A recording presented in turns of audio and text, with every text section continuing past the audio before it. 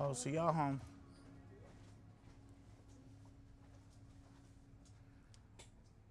Alrighty, we're back at it again with the second portion of the stream. And we're gonna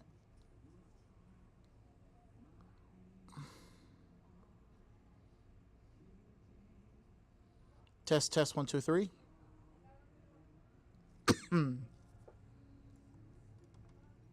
Okay, I think we're good. I think we're good. All right, let's go ahead and proceed. Again, we got another PlayStation 5. I mean, not PlayStation 5. Xbox Series X.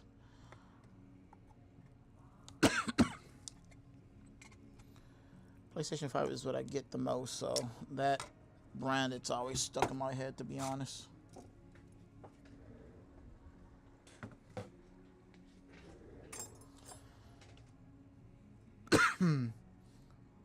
Alright, we're going to go ahead and do the same process we did before. We're going to add some low melt solder to the pins, pads at the bottom, and go from there. Now, though, we do have our scope camera that's working. So our scope camera is definitely working now. Let's go ahead and yep, it's definitely working. I love it. I love it. I love it. I love it. You guys can see everything I do, which I love. Love the fact that you guys can actually see now. It says viewers, -2 viewers. How can one get -2 viewers? I don't get it. How can I get -2 viewers? That is kind of effed up, to be honest. We're getting -2 viewers on our TikTok. -2 viewers. I don't know how somebody can get -2.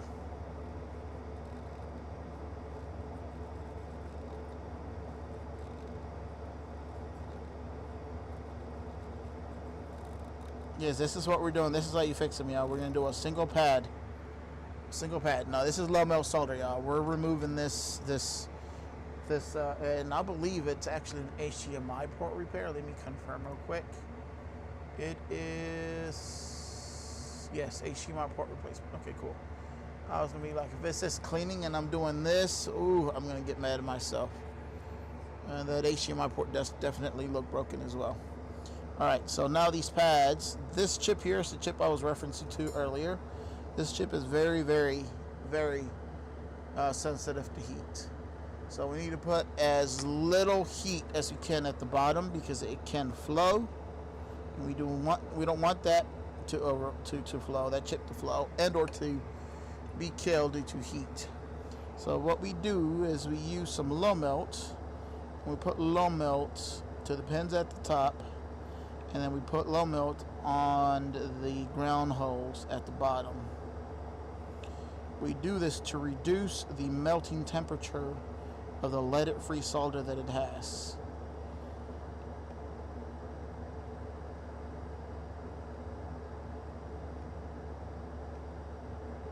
Alright, and once I do this, I don't want to leave all that flux there where it's at. I'll let that low melt solder hardened. I'll wait for it to get hard, and then once it's hard, I'll go with, you know, just some not Kapton, what is this? Kimtech wipes, I believe it's what they're called, and then remove my flux. Literally remove my flux off of here.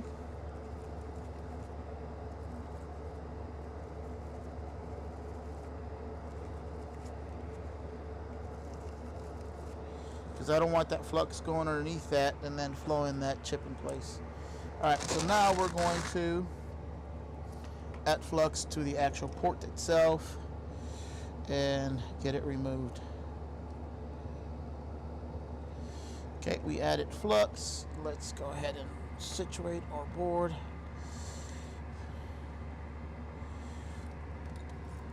literally right there. And you guys should be able to see that as well, which is good.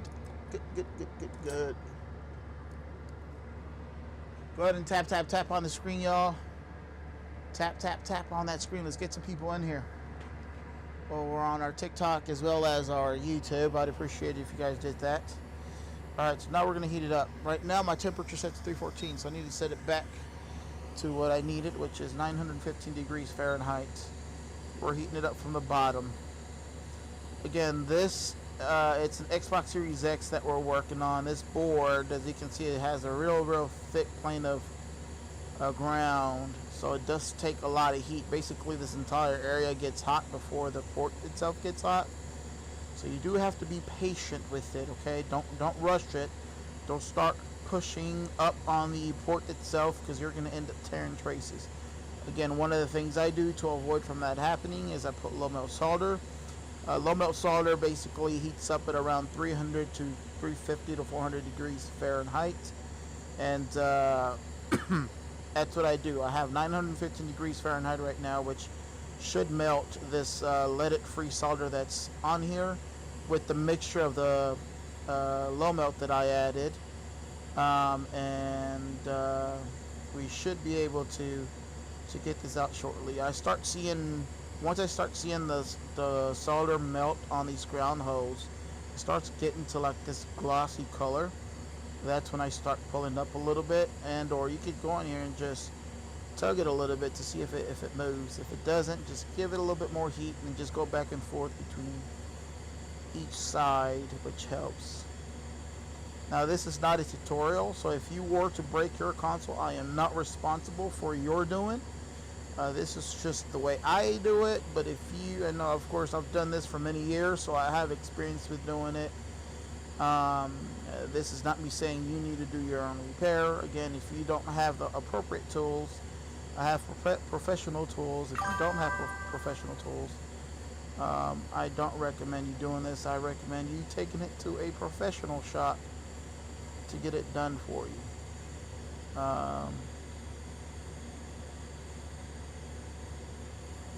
Someone that actually has experience.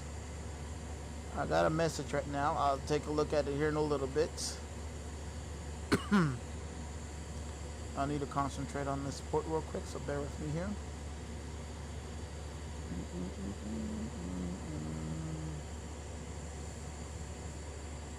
This port, it's almost going to come loose.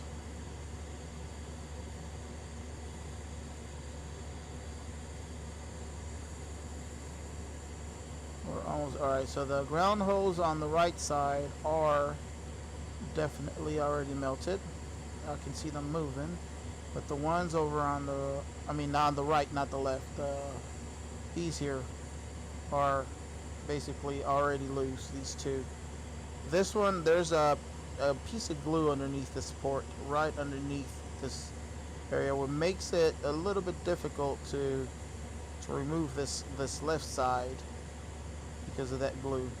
So this glue will need to let go of this port, and I was moving it sideways back and forth because there we go, that glue right there, that yellow blob you see right there, that's glue. That's an adhesive that Microsoft puts on there to hold on that port. We got Retire Inspired. Hello. I repair retro consoles too. Is this going to be a regular live stream? More than likely, yes. It'll be a regular live stream.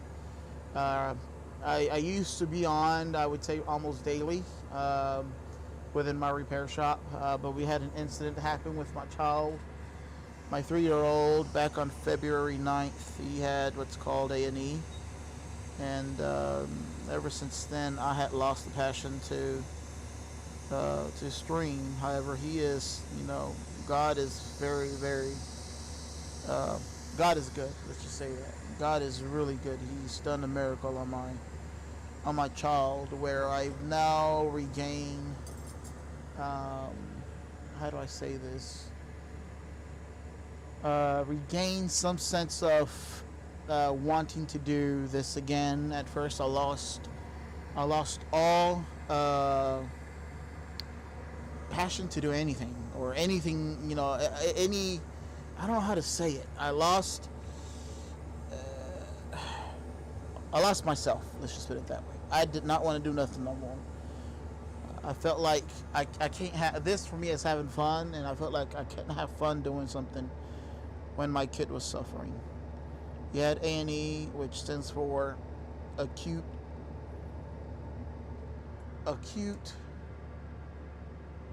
necrotizing encephalitis. Basically what it is a you had flu and strep, which of course with flu and strep, that's bacteria, that my son's body was fighting that bacteria, and that bacteria, rather than dissipating his body, it started going to his brain, and it broke the barrier and went into his brain, which caused swelling in his brain.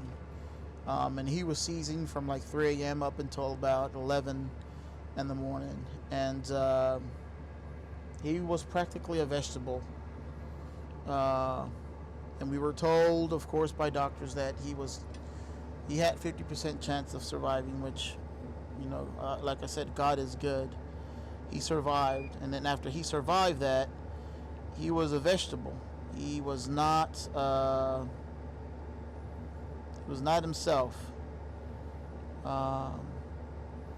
And then we were told that he only had 50% chance of him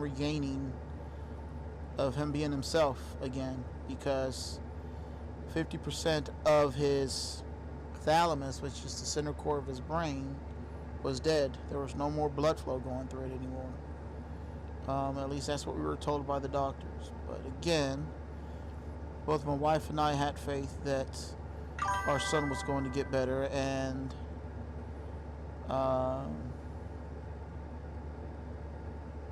he got better. He's getting better. He's still not all there. There's still certain things that he has delayed in speech, but he's getting better day by day. But yeah, nevertheless, I was doing this daily. This is just one of my passions. I love doing what I do as far as electronic repairs, because this is something I love doing. When people say that you will never work a day in your life when you find something you have a passion for, that to me is a true statement, because I love doing this. This is what I like to do. I know that I won't become rich off of it, but I love doing it. So this is a passion. So I stopped streaming because I couldn't see myself doing something I love when my child was going through some hardship. So I stopped streaming. And just recently I started to come back to live streaming. So yes, I would say that I want this to be regular again. I'm taking it day by day myself, although I'm not the one that went through, what my son went through. But emotionally, I just wasn't there.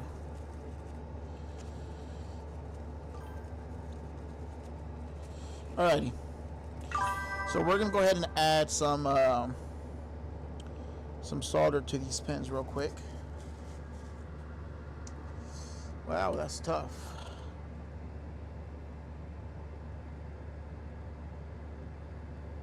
Yeah, we went through a lot of stress. I'm sorry, I'm getting emotional right now because I'm starting to think about it. I need to stop. But yeah, it was pretty hard.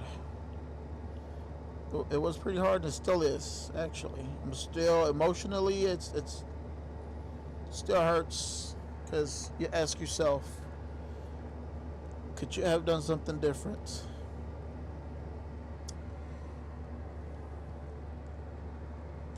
I have repairs on this channel, but I am doing all future repairs on my other channel called Uncle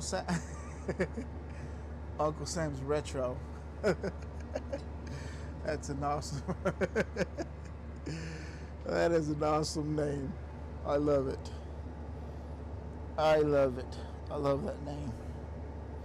Yeah, I go by Rosales Super Tech. That is the name of my business as well, the name of my shop. I am thinking of changing rebranding and doing a DBA, doing business as Retro Super Tech instead of Rosales Super Tech. And we will be rebranding. I'm not sure when exactly, but eventually it is going to be Retro Super Tech instead of my last name, Rosales Super Tech. At the time when I chose the name of Rosales Super Tech, I didn't think it was going to turn out to be a business. For me, originally it was just a hobby, doing it from out of the garage.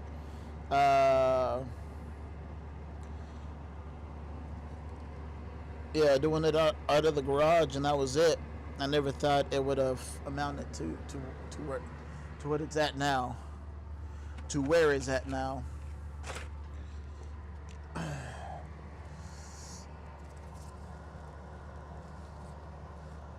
All right, I had to clean my eyes, y'all, and grab one of these ports for these Xbox Series X. But yeah, what type of consoles do you repair? I say you say you repair retro devices. What sort of retro devices do you repair? Like NES, SNES, GameCubes. I don't know what other ones. PlayStation 2s, PlayStation 3s, some Ataris.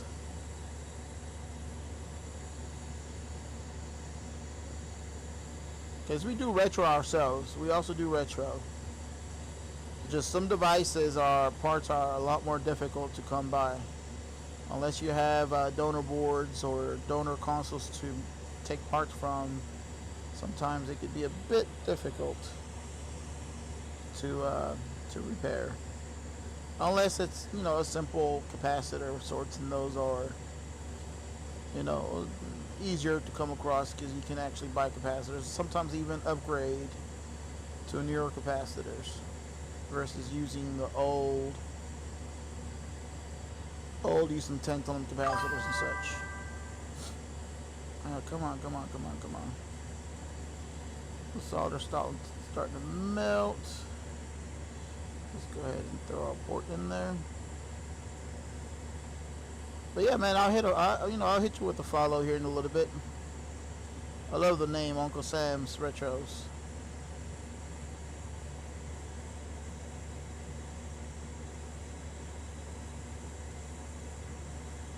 Do you also have a shop of your own, or are you just doing it from home? Or are you just doing your own repairs?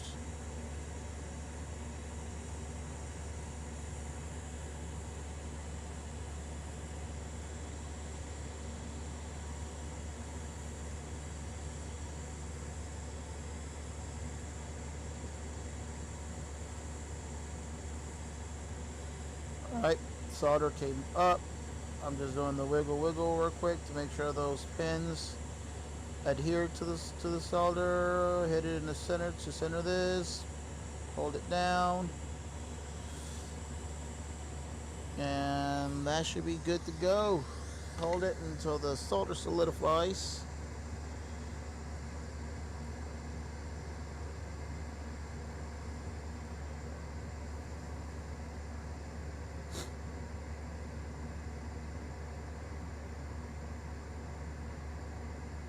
Alright, it's solidified.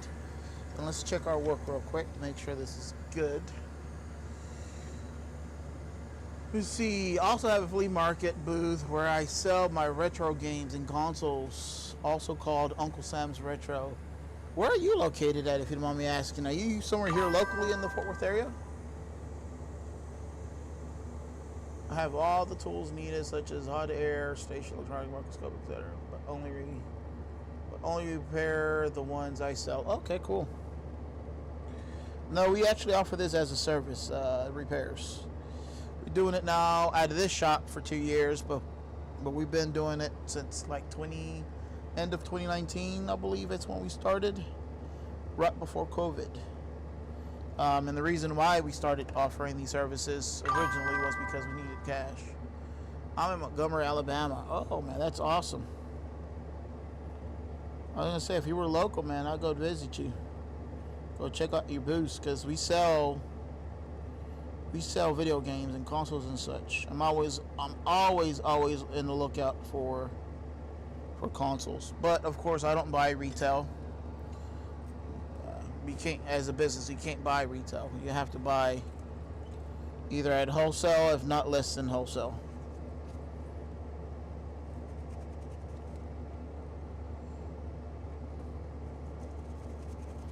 Or else you'll never make money.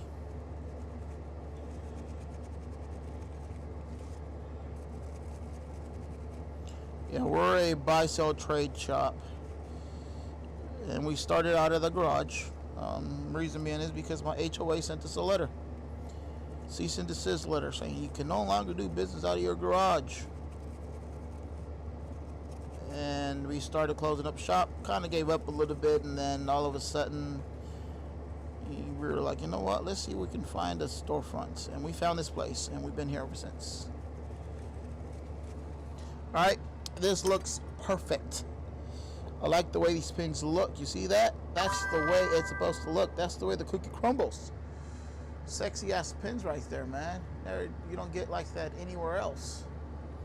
Alright, let's take a look at the bottom.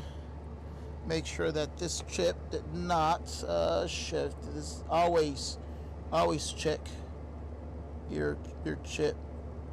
Chip looks good. We do still have a little bit of flux over here.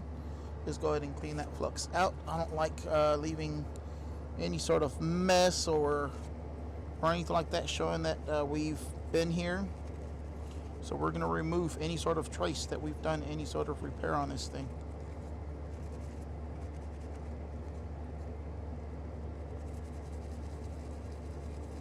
There's no flux anywhere. There we go.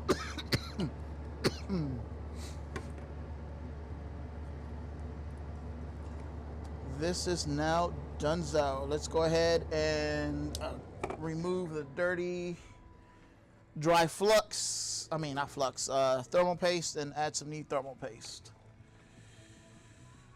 TikToker 101, appreciate you joining the live. Thank you very much, my good sir. Thank you very much. Thank you for joining the live. If you do me a favor, if you haven't done so already, just go ahead and double tap that screen. Just give me 2 likes, man, if you like the content. Let's try to see if we get some people in here, man, in our TikTok live.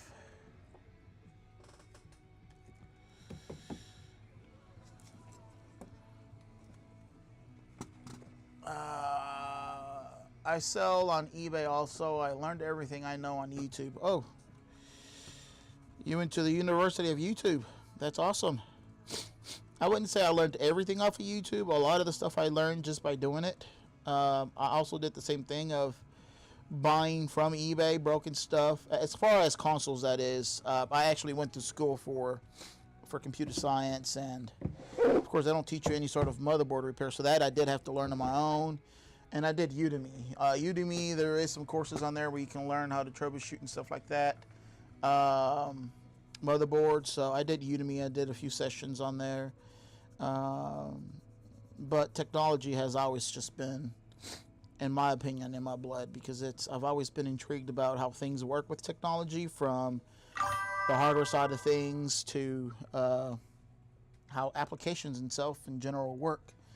So I like developing applications with utilizing either Python or C++, C#, any sort of language. Now, I'm not going to say that I'm completely proficient, because I am not. Sometimes I have to look up certain things and such, but I love it. I like how things works, from applications to hardware. We put the adequate amount of thermal paste. I'm not going to say the perfect amount, because someone's already taken that slogan. So I'm going to say we've taken the adequate amount of thermal paste. I'll probably put a little bit too much thermal paste, to be honest, but I don't care. The more the merrier. I'm retirement side. It's a retirement side hustle. Okay, cool. A retirement side hustle. That's awesome. Hey, you honed a skill set that not many people have, or many people try having, but they don't have the brains for it, you know. So if you're able to do it, more power to you, bud. I'm going to be deleting a PlayStation 3. Woo! Oh man, that's scary. Deleting a PlayStation 3 is a bit scary.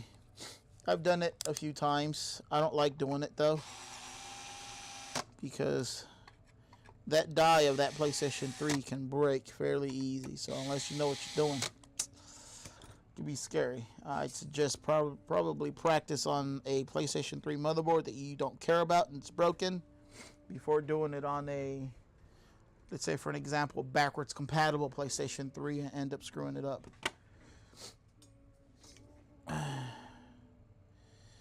Of course, that's just some, you know, some advice. I'm sure you've done it in the past probably already, so you probably already have the skill sets.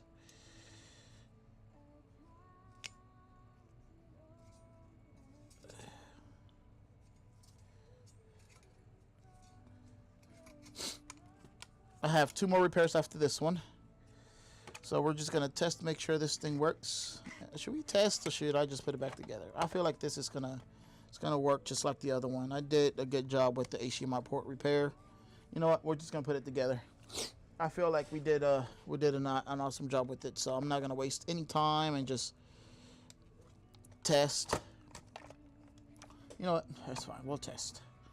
Just in case. Just in case.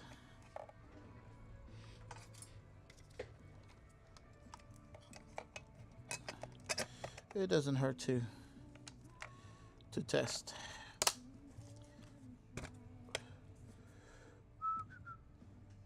Where is my board? Here it is. Okay, this is my power board. HDMI.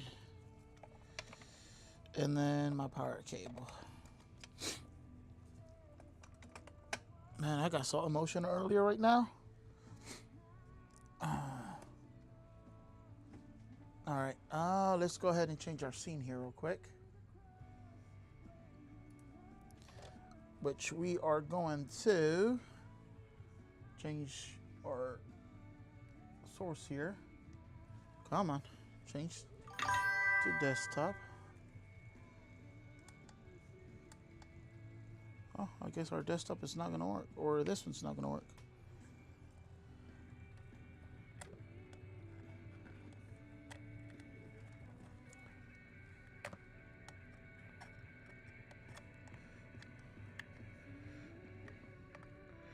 Come on.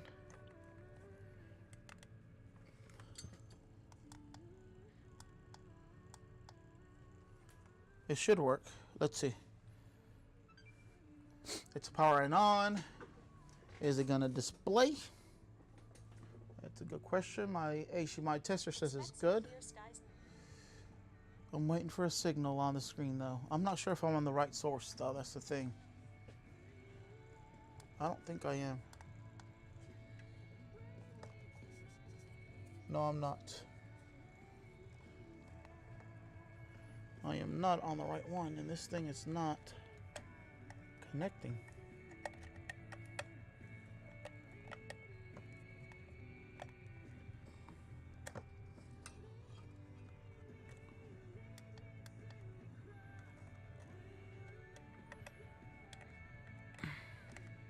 There we go. Okay. I see it on the thing now. And I see it on my TV. Awesome. So, this is a good Xbox Series X repair. We're going to turn this thing off, put it together.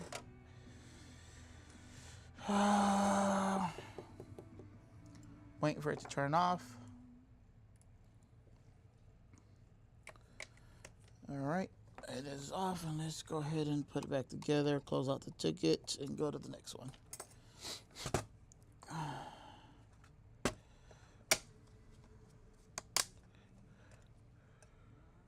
Lucy, thy great like my post. Lucy, thank you very much for liking my post. Thank you very much.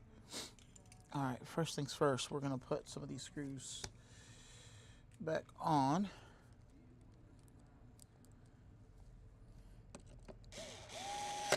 Man, how can one go viral on TikTok, to be honest, man? Just wondering, how can one go viral? I've seen a lot of these TikTok technicians. They go on there and they get so many views, and yet here I'm struggling to get 1 or 2 views on my TikToks. I get none on TikTok.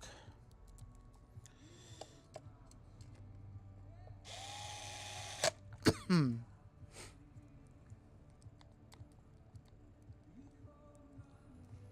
guessing my content's just the type of content they don't like. Or is it because I don't have any breasts? I'm not showing any sort of cleavage, so I don't get the attention. I actually have something educational to show, huh? Metal wire is the best way of removing the metal plates glued to the chips. Metal wire. I've never used that method before. I've always used a it's one of those I forgot what they're called. It's like an X-Acto knife, kinda. That's what I used. Stick with YouTube. Stick with YouTube. So I'm streaming to both. I've got YouTube streaming right here, but I also have TikTok as well, where I'm streaming to. I have a following on YouTube. I mean on TikTok. As far as videos, whenever I upload videos, but when it comes to going live, it's like I'm not getting any sort of views over there at all whatsoever. I don't know how TikTok works. Let's just put it that way. On the lives, I have no idea how the TikToks works. I am going to stick to YouTube though. YouTube is, I'm not going nowhere from YouTube. I do need to get 4,000 subscribers in order for me to even get monetized on YouTube. Which I don't even know how many subscribers I have now, to be honest. I know I need 4,000 subscribers. I think it's 4,000 subscribers. I don't mess with TikTok. You don't mess with TikTok? I do. I do. I get a lot of customers from TikTok, as far as through the videos that I upload on TikTok, of course. So, nowadays you have to stick with social media and stuff like that. So I definitely utilize TikTok for a lot of advertising. We do a lot of advertising on TikTok. The lives is where for me it doesn't go very well. Whenever I go live, I don't know how I can even start getting my TikTok to go up on the lives, that is. Alright, so this thing does have a lot of dust in here. I'm gonna just shot vac it real quick. So I'm sorry if you guys hear the sound of shot vac. You're monetized on YouTube? I'm not. How many do I have on YouTube? Let me look my YouTube up real quick. I don't even know how many subscribers I have, to be honest.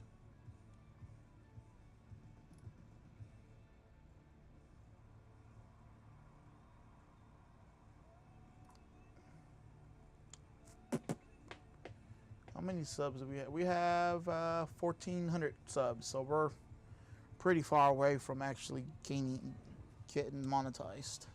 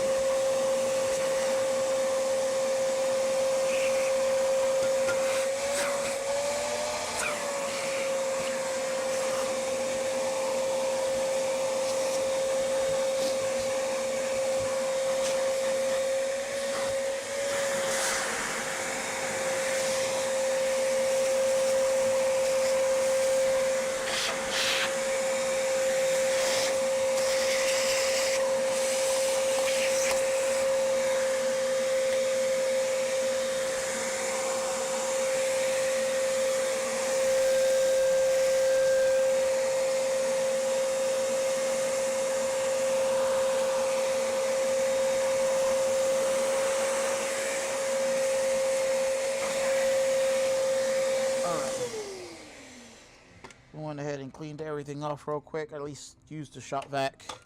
That didn't pay for cleaning, but I just can't see myself sending it like that, to be honest. This thing was heavily dusty. Alright, so let's go ahead and put this together, and this one's basically done. I'll have to close out the tickets. I don't mess with TikTok for 1,000 watch hours, it's 1,000 subscribers. Oh, I thought you needed 4,000, so it says 4,000 watch hours. I'm monetized on YouTube. You just need 4,000 watch hours. Okay. Yeah, I just need to be consistent with streaming then in order for me to do those 4,000 watch hours. I'm sure that the more I stream, the more viewers I'll get and the more watch hours I'll get as well. And I need to upload more videos to YouTube as well.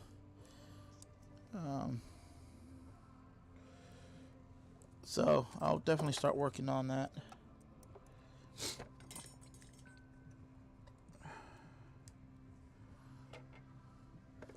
I will definitely start working on it.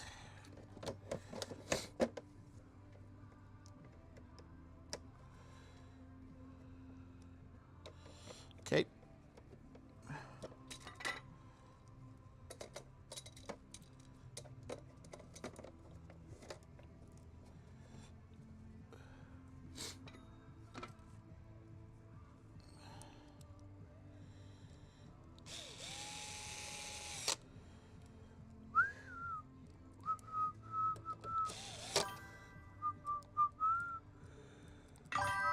Do you ever get consoles?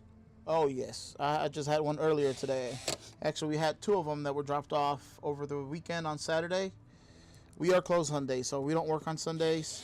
Sometimes I come in to try to get caught up with work or repairs in general, not work, but with repairs. I didn't come in this Sunday. This Sunday, what did we do? Both my wife and I, we just cleaned the house because the house needed to be cleaned. We cleaned the house and then we laid down on the couch, literally. My wife took a nap. I was editing my website because my website needed some improvement, so I started working with my website. We recently changed to a new point of sale called Fulcrum for our retail software video games. So Fulcrum, it's a good piece of software. In the sense that it's doing what I needed to do as far as the intake of video games. But it needs some work on the integration with Shopify. They have the capability to input tags in like a wish list, which then those tags, when you set rules within Fulcrum, allows you to do certain things like select certain weight and or do not sync to Shopify. However, I wish those tags would carry over from the products into Shopify so that within Shopify, let's say for an example, my handheld devices, I could put a tag of handhelds as I'm intaking those handhelds so that whenever I put them into a Shopify, I can create a collection in Shopify for handhelds, and I can display all my handhelds in a handheld collection, basically. That's how I used to have my website before, and now I'm having to redefine my website with how it's going to display everything. Right now I have a just explore all shop right now where all my inventory is on a single page, and I hate that. I'm trying to find ways to make sure I'm not missing anything here, to make my website better again, because right now the way it is, it's not working with the intake process. As far as intake inventory, it's perfect, but now my Shopify is shit. As before, the inventory was perfect the way with which I still have access to that system. It's called Repair Desk, which is for my ticketing system. However, they're not a retail side of the application, so the inventory portion of things, as far as for Shopify, was poo-poo. Honestly, it was garbage, because I literally had to type in the description in repair disk for every single item. I needed to type the description, type literally the condition, type everything, the description. Nothing carried over, so you couldn't scan a barcode from the video game and let the UPC just bring the information over into your system. That wasn't possible. With Fulcrum, I could do that for my video games. And imagine, because we do buy, sell, trade here in my shop, so imagine taking in a huge lot of, I don't know, 200 to 300 items, retro games and consoles and stuff, and having to sit there for a number of hours typing in each video game. That just took forever. Sometimes we take an entire lot, we give them an amount, they'd accept, we're giving the money, but then we didn't input the information into our point of sale. So now with Fulcrum, we can just scan the barcode or type in the name right away, and it brings me all the information of that game into my system. So but yeah, I have no idea where I was going with that story, to be honest. I completely forgot. I lost my chain of thought. I completely lost my chain of thought. All right, I'm going to test one more time real quick, and then I'm going to give it a quick wipe down. But as far as bug-infested consoles, yes. We had a couple of them this Saturday. I finished one of them earlier today. There's another one that's opened over there right now that was already cleaned out. Was already cleaned out outside. It was left in a bag for about 12 hours with isopropyl alcohol. And it's just a matter of fixing it. What's wrong with it? It's the Wi-Fi chip needs to be replaced on it. All right, let's see if this will display, and it is displaying for us, y'all. All right, so now we're gonna give it a quick wipe down. Go to the next repair. I buy parts or repair, and some are bug infested. I buy eBay parts. eBay parts have bugs? I would, if I buy something from eBay and it had bugs, I'd send that thing back. Unless you're buying a console and it has bugs, and that's different. Usually when we get like bug infested consoles that we buy off of customers, we don't pay very much on them because of it being bug infested. If it's bug infested, that literally drops at least 20% of the entire price. Entirely. We charge for bug infested consoles an additional fee. We charge an additional $50 if we are having to work on a bug infested console. If it's bug infested, I am not touching it unless I'm getting paid for it. Alright, so this one's done. Let me go ahead and grab the next one. Actually, let me close this ticket out real quick.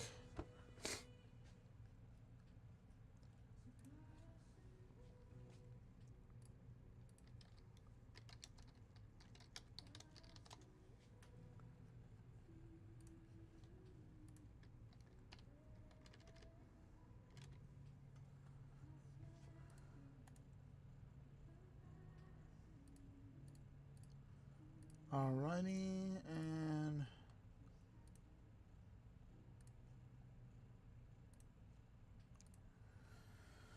alright, let's go ahead and put this one back and grab the next one.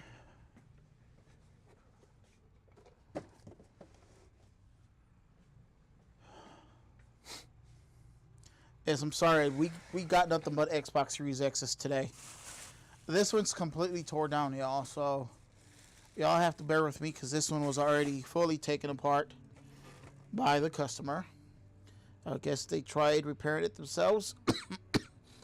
I'm actually afraid of what I'm going to find. So the main thing I need to get out is this one here. I'm not even going to worry about anything else right now. I'm just going to put everything else aside. I just need to see what this is about. This is HDMI, also an HDMI port replacement. Let me see if they even tried doing it themselves, because if so, I am afraid as to what they may have done. Nope, they did not try it. Cool, cool, cool, cool, cool. That is awesome. So they saved me a little bit of time as far as to tear down. I just don't know how far they tore it down, though. Let me go ahead and pull up this ticket and start that I'm working on it right now.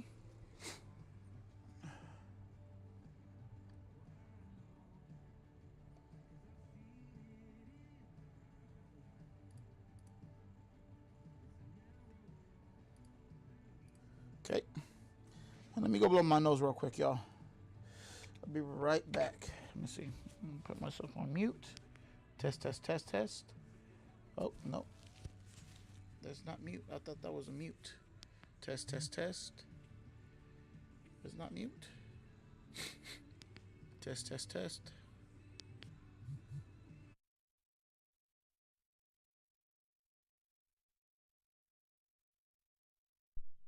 Test. Test. I don't know.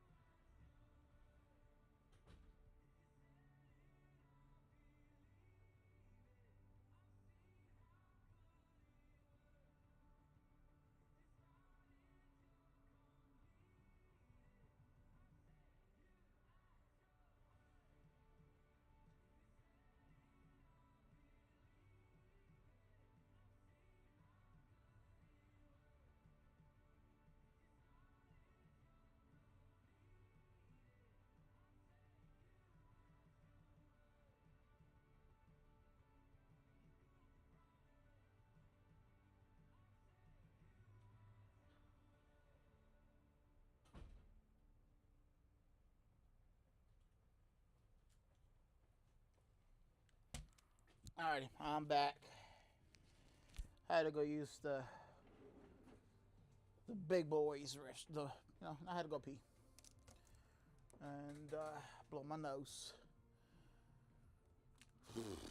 All right, let's proceed here.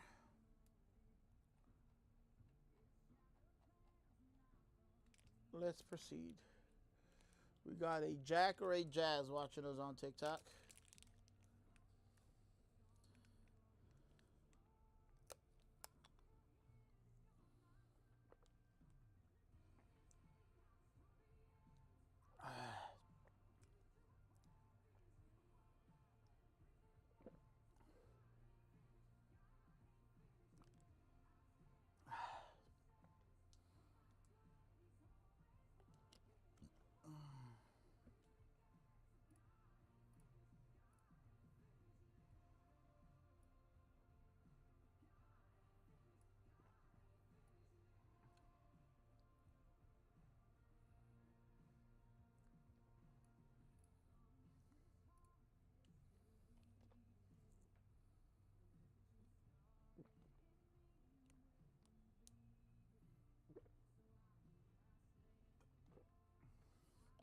Alrighty.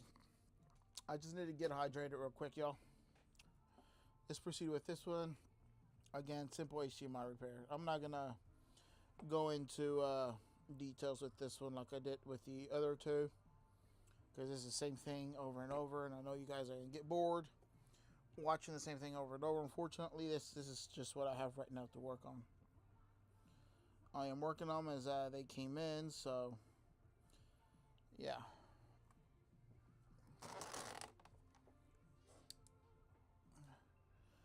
I know this can become very repetitive while working in the shop.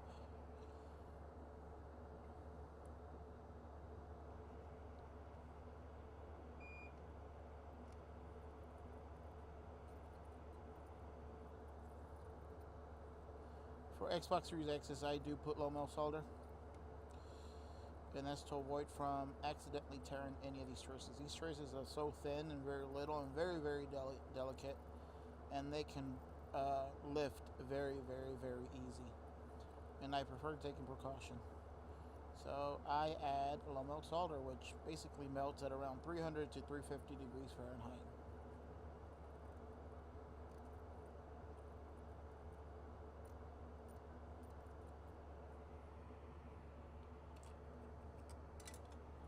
All right, and then we're going to put low melt as well over on the bottom side.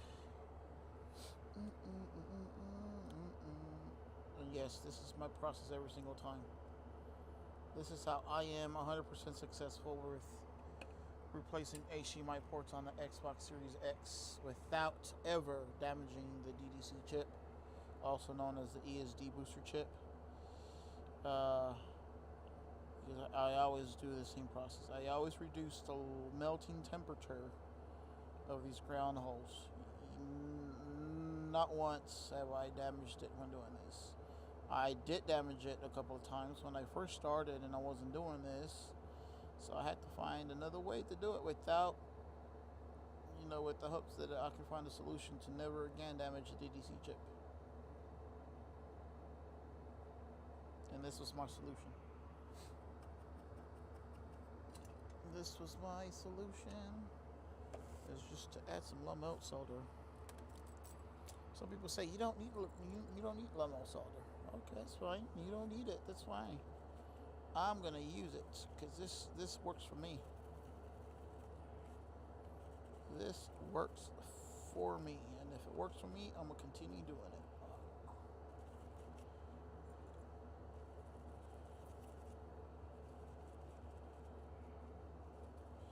And then I remove the flux because I don't want that flux accidentally going underneath this chip, which is why you see me cleaning it here. Because if I leave the flux residue, that residue can go to the DDC chip. I'm gonna show you what I'm referring to here real quick. I'm sorry, I thought I was showing it, y'all, and I was not. I forgot to go to scope. So this is what I'm referencing here. I'm adding flux to my ground holes, which are these here. And I added low melt solder to these ground holes to reduce the melting temperature. This is leaded free, and I added low melt. Low melt melts at about 300 to 350 degrees Fahrenheit. This here is what's known as the DDC chip, also known as ESD booster chip. This chip is very, very sensitive to heat. And if there's flux, if it gets underneath it, this chip can also flow as you're putting hot air to the bottom. And I don't want to damage that chip.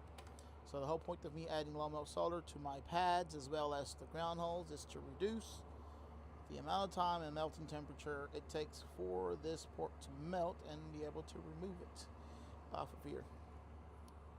And now this is ready. This is ready. All I have to do is add some flux. You're here. You're here. You're here. Now again, you don't have to do it my way. This is just what works for me. This is what works for me. And we're gonna go ahead and use some hot air. And remove it from the bottom.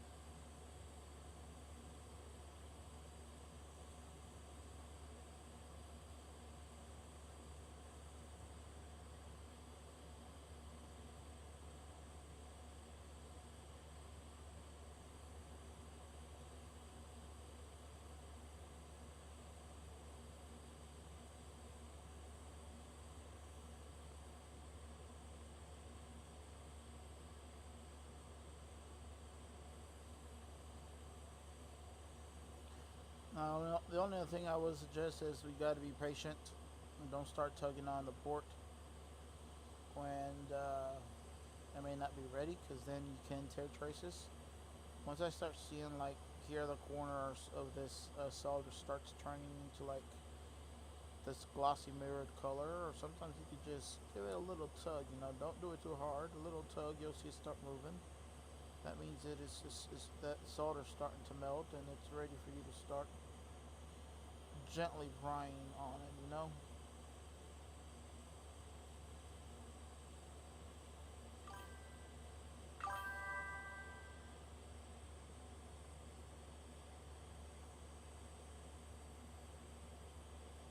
Gently give it a little tug. It's got an adhesive at the bottom as well, so that's the only other thing that's. I see this solder over here already starting to melt. This solder is basically loosened up already. Just this side.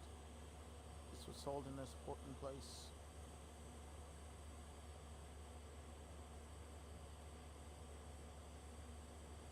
And that's more so because of the adhesive a bit.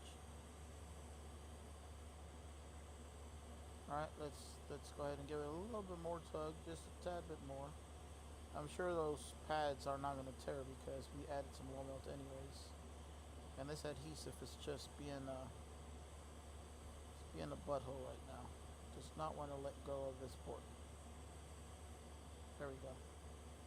Feel like it's getting loose. There we go. Alrighty. Yeah, that adhesive just did not want to let go of that port. What we're going to do with that adhesive is get it out of there. So we're going to add a little bit of heat through the top. Right there, and use this little looking tool and just peel that thing off. We don't want that. Get out of here. And then put our heat away. And then we're going to remove our low melt solder off of here. Is there a reason you don't turn it over and let it drop when solder is melted?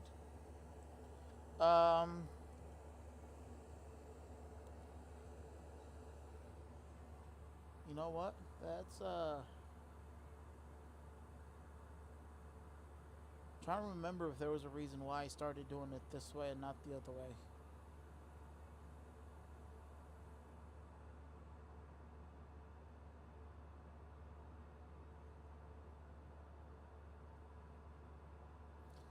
I think for me it's more so having control over when the port falls versus, or when the port's removed versus it falling on its own. Because whenever I'm pulling it, I'm able to control how much I'm going to pull it versus gravity taking over. And let's say the low melt solder didn't do its job and it ends up pulling on one of those traces down as it falls, and then you just end up causing more havoc because now that trace, when it starts to pull, literally it lifts entirely, and then you've got the filter and then goes into the encoder. So for me it's more so having control versus giving it control, if that makes sense. Giving gravity control. So there really isn't a reason behind it. It's more so just, well, there is me having control over when the port actually comes off. That's the reason. If that makes sense. I just would hate for it to just fall, and let's say for an example one of the pads or one of the pins is still soldered on to the, for whatever reason, to the pads.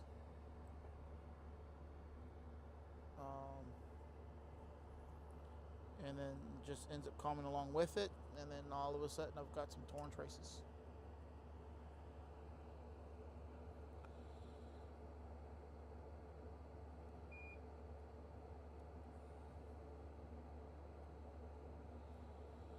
So logically, to me, that makes,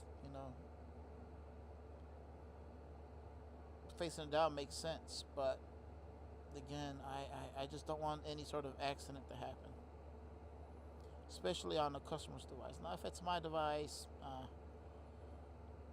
I learn, I lost money, I'll move on. Customers' devices are not one where I would want to practice on at all.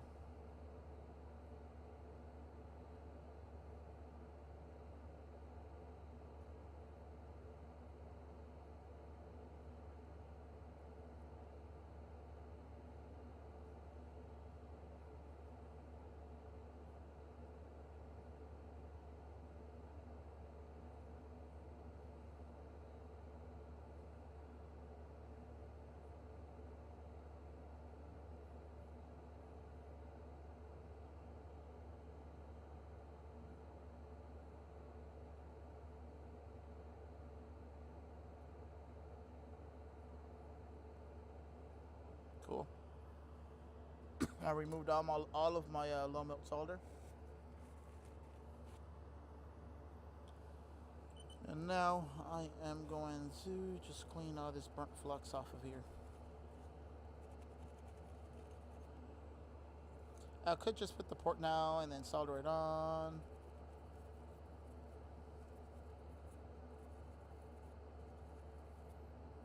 But the problem with it is getting the solder to come to the top, from the bottom to the top. So I know this is kind of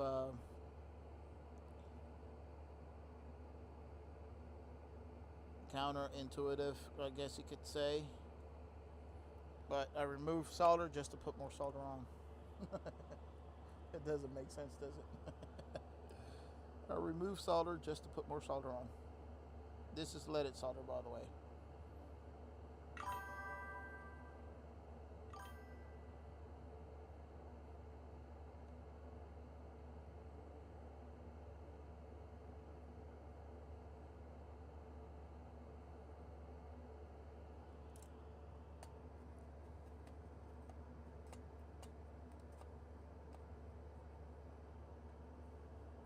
You've never had a trace? I've had it happen to me before, which is why I started doing it this other way.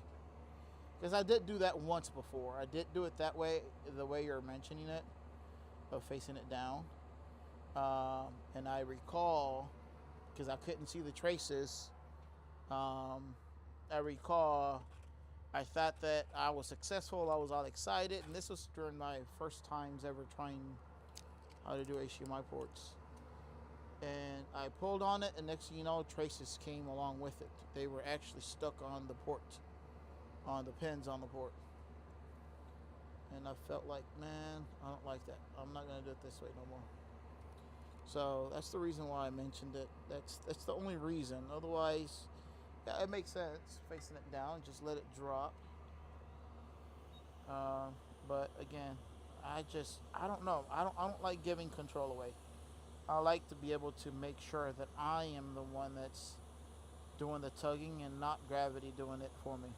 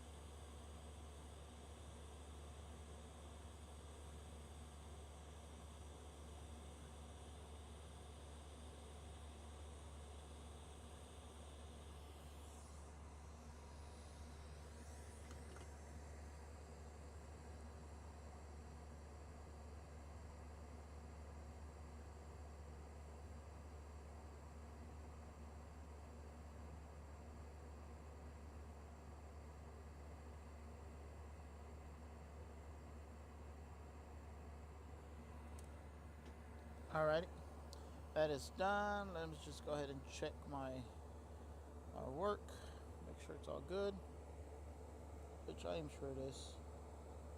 Yes, it is. Perfect. I may change my method to be safe.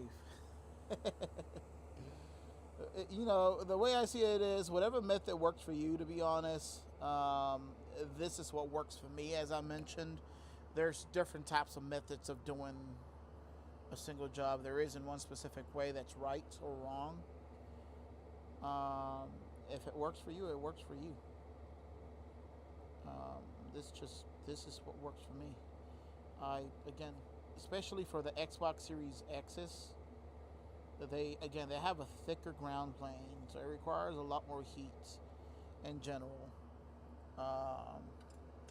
It requires a lot more heat, and with it requiring a lot more heat, which is why I take these methods of adding low melt solder, to take precaution. I don't want to tear a trace. I want to give this. The whole purpose of doing repairs is to make sure that this device gets back to the customer in better condition that they brought it to you. You need to take pride in your work as well, or at least not saying you specifically, but whomever's working on whatever device that they're working on. And that's the way I see it. I take pride in my work. I need to make sure that this device is going to get back to the customer in a better condition that they brought it to me. So with me replacing an HDMI port, yes, an HDMI port, when people call and ask how much do you charge and you give them a price, and be like, or whenever they call you asking for a price, and this is one of my pet peeves. One of my pet peeves, y'all. Literally, this is one of my pet peeves. When someone calls, and we answer the phone, and they say, "I need," it's not that difficult of a job. I just need, and they say the words, "I just need an HDMI repair." It's just an HDMI port repair. Making it seem like it's not that big of a job, right? It's just an HDMI port repair. The "it's just" tells me that they're trying to make it seem like that should not be expensive type scenario. So that's one of the things that kind of irks me when I hear it. It irks me when, I'm sorry, I'm coughing over here.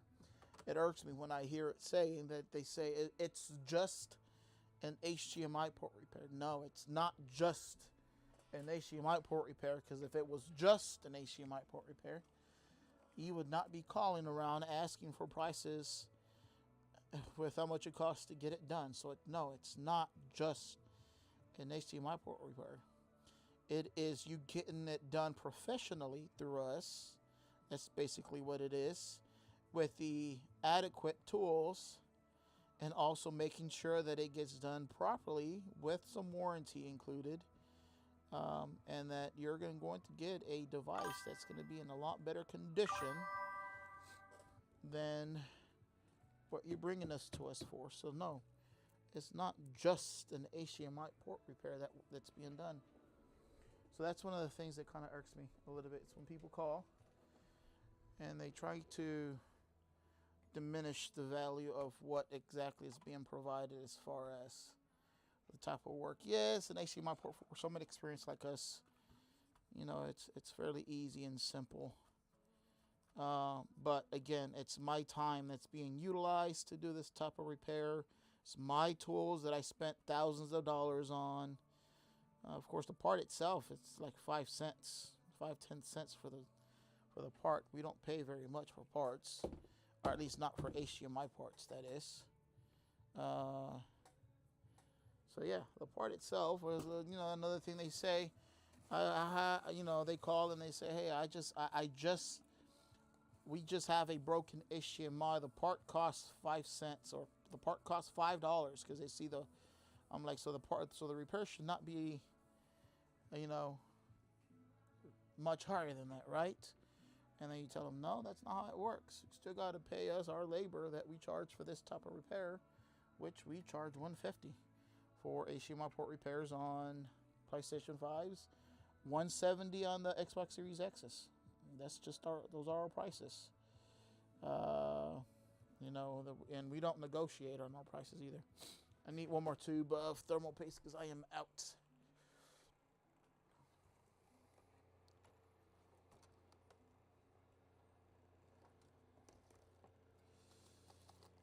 Where is it?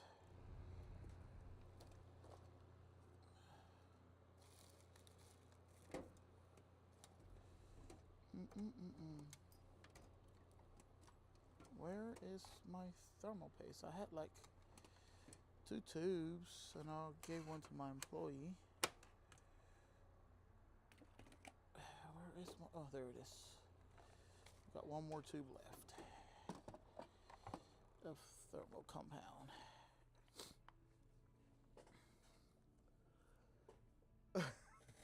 If it's just an HDMI port, they should just do it themselves. I agree with that. I agree with that. I agree with that statement. That is a true statement. If it's just an HDMI port, then they should just do it themselves. That should be my comeback next time. Well, if it's just an HDMI port, then you should just do it yourself. I can't say that. I get a negative review if I said that to a customer. Oh man.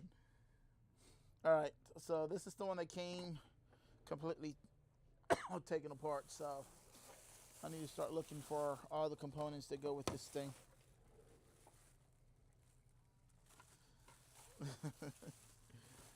That would be an awesome response. If it's just an HDMI, then you should just do it yourself.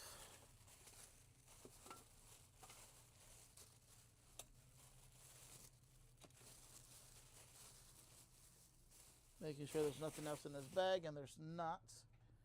This thing is dusty as well, so I need to shop vac this stuff.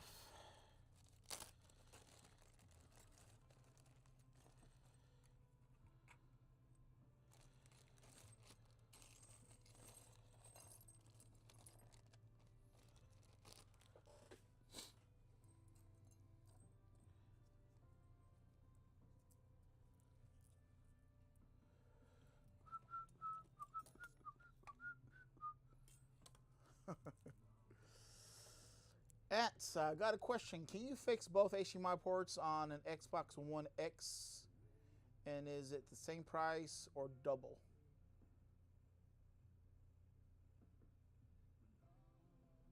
No, it would be the same price. If it's the same Xbox One X, it would just be the same price. The only difference would be we would just charge you additional for the part itself. That's it. That bad if you run out of thermal paste. I've got a whole tote full of them. Yeah, we go through thermal paste quite a bit. We work on PCs, laptops, GPUs. So we go through a lot of thermal paste, to be honest, on a weekly basis, just because of it. The number of devices, consoles, and/or PCs that we're having to replace the thermal compound on. Bear in mind, thermal compound is being utilized by PlayStation 4s, Xbox One X, Xbox One S, PCs, unless they have, of course, liquid metal. Otherwise, they use thermal compound.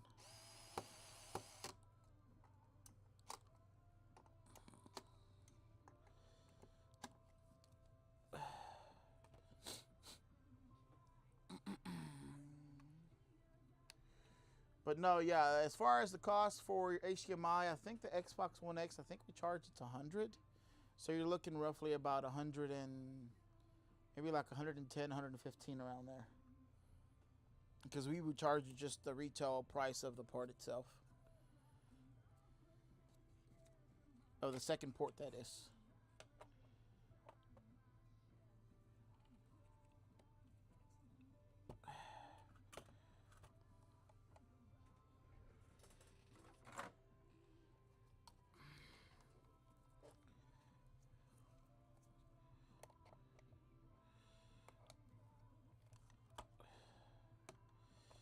That is if it's the Xbox One X you're referencing, right? It's the Xbox One X, I think that's what I read.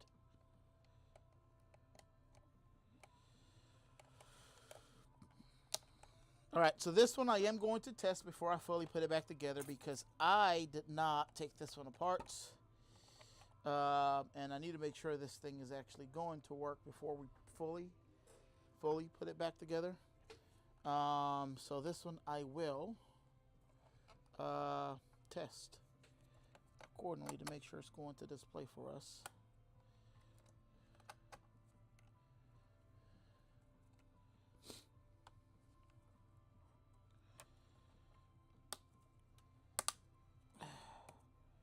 Alright, let's get our HDMI wire here.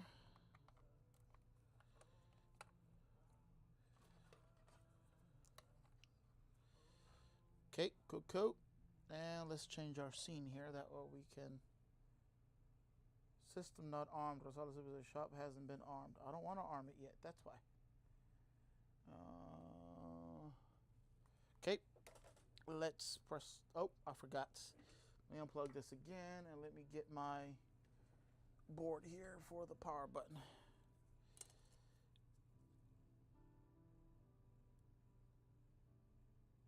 They did break that Nexus connector. Oh, man. They broke the Nexus connector.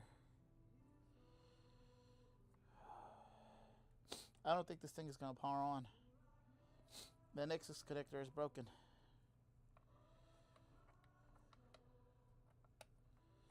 Let's see. Yeah, it's not going to power. Oh, it beeped. Okay, it powered on.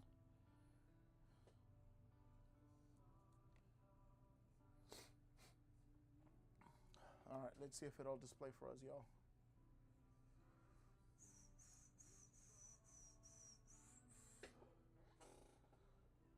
Again, I didn't take this one apart, so that's the reason why I'm not putting it together right now.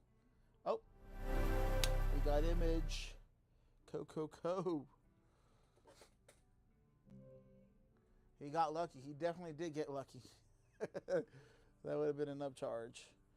I think I don't know if I should replace that Nexus connector though. It doesn't have a locking mechanism, so I don't know if it'll cause issues for him. Let me show y'all what it looks like. Let me show y'all what it looks like right now.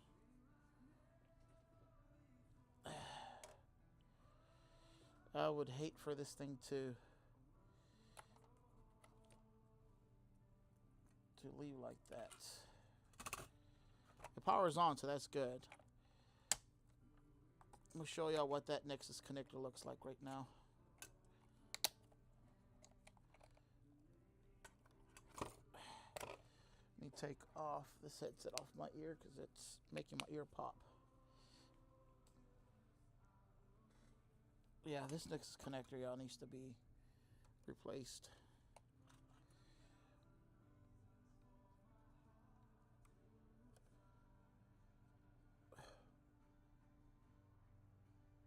Y'all see that? This Nexus connector is broken. So this Nexus connector usually has a tab that sits right on top over here. That you press it down and then releases the ribbon cable that comes out. And this, it looks like it was pushed back. This here should have been at the front. This right there needs to be in the front, not in the back.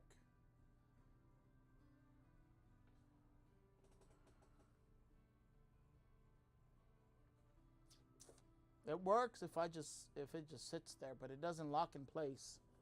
So I don't know if I should. You know what? I'm just gonna get it replaced. I'm not gonna charge him extra. It's just extra time though that it's gonna take me to get this done.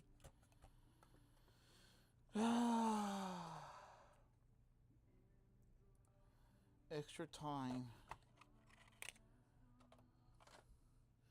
I'll probably just call him up tomorrow, let him know, hey, look, you broke your oh, what am I doing here? This is not the one I need to take out. Call him up tomorrow, hey, look, we used up a Nexus connector of ours. It's an extra, $5 for the extra labor and parts.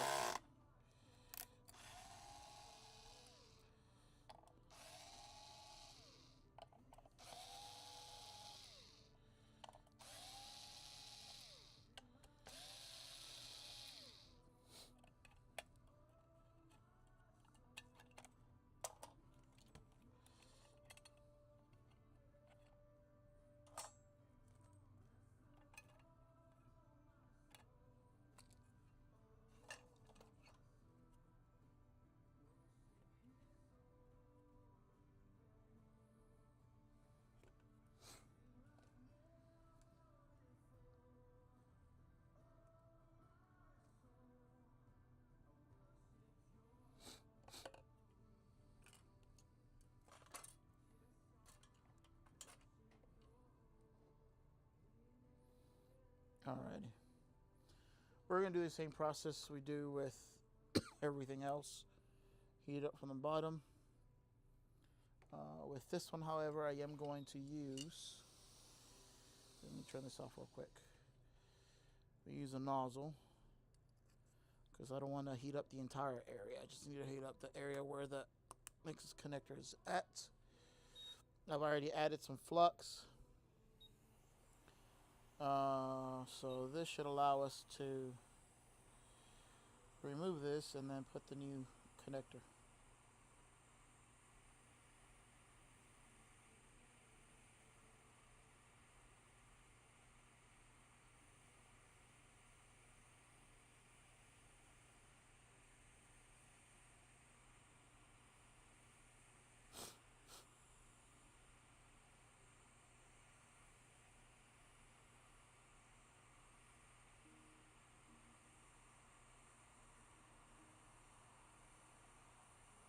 Alrighty. Connector's removed. Let's tin this up real quick with some leaded solder.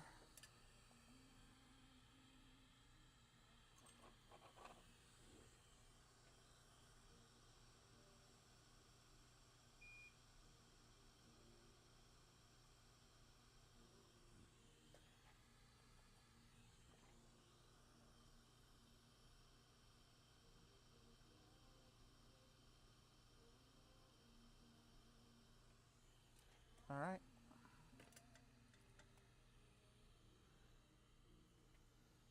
Let's go ahead and get a new Nexus connector.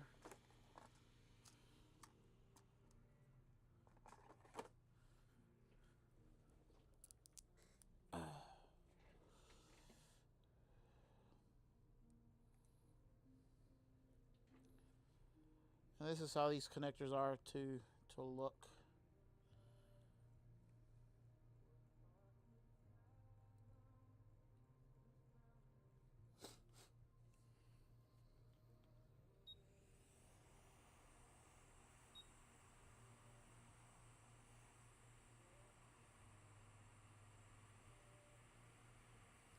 See how this was pushed back and this shouldn't have been pushed back?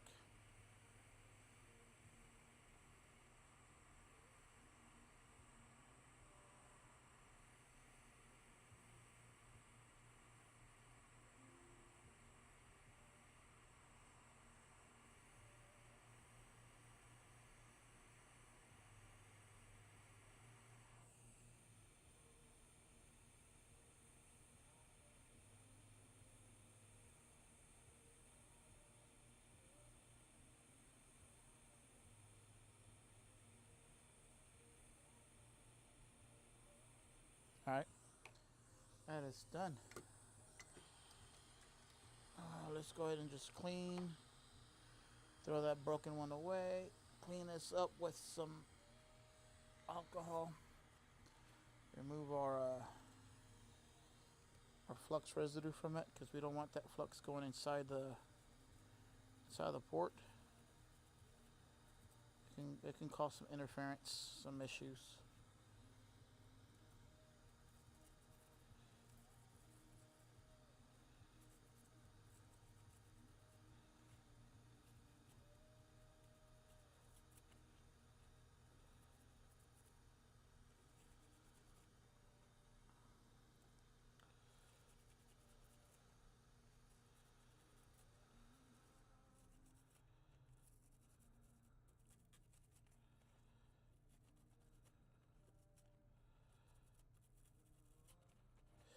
We usually like to call customers before we make a change like this.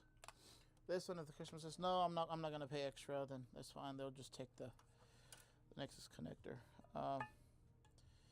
Thing is that I would hate to send this out like this when I know for a fact that's going to end up giving out on him. And guess what's going to happen? It'll come back for a warranty repair. And I prefer avoiding it coming back for warranty repair than for it to come back. All right, where's my Wi-Fi module? What did I do with it? Seriously, where did it go? We got a Bluetooth there.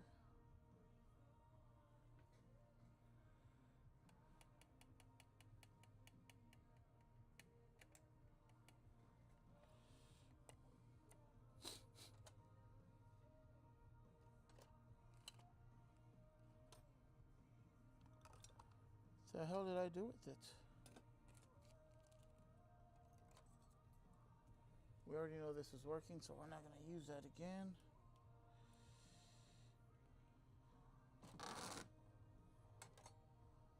Oh, there it is.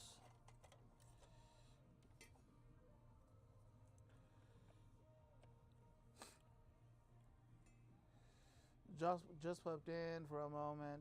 It's bedtime for me. Well, good night, buddy. Appreciate you stopping by. Thank you very much. I think my stream is dead because you ain't here, man. You should pop in more often. Yeah, it should be my bedtime as well, actually. It's 10. And I have one more repair to do, though. It should be bedtime for me as well, but we're backed up, though. I gotta do one more repair before I can leave right now tonight. Probably won't get home until... Man, what's going on with this thing? Why is this screw not going in?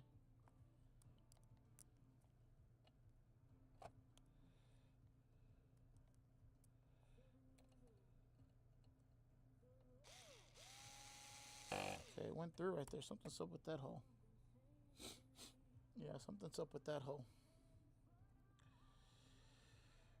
Well, nevertheless, appreciate you stopping by, Mr. Carl. Thank you very much. Thank you very much. Thank you very much.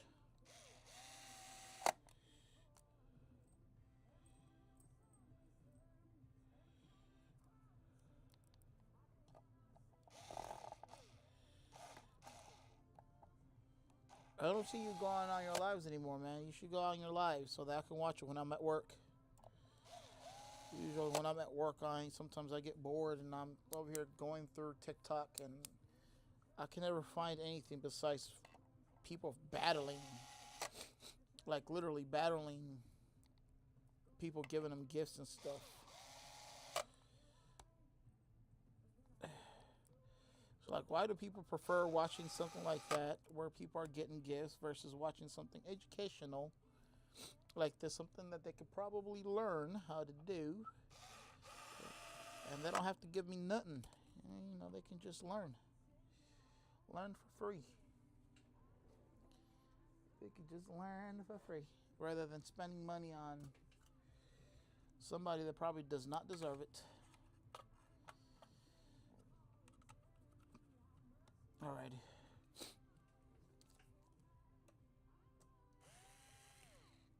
We got the Nexus connector connected. Everything looks good. I was gonna clean this thing, but I had to use up more time on that Nexus connector. So, because of that, I'm not cleaning this thing. We're gonna go ahead and just put it together, test, and call it. And they're not paying for cleaning anyways, so it's not like the cleaning is being paid for. See, my watch is even telling me it's time for bedtime. Shit, man. I thought I was gonna be gone by like 9:30 and it's already past 10 o'clock. But this is just the sacrifices we gotta make owning a repair shop.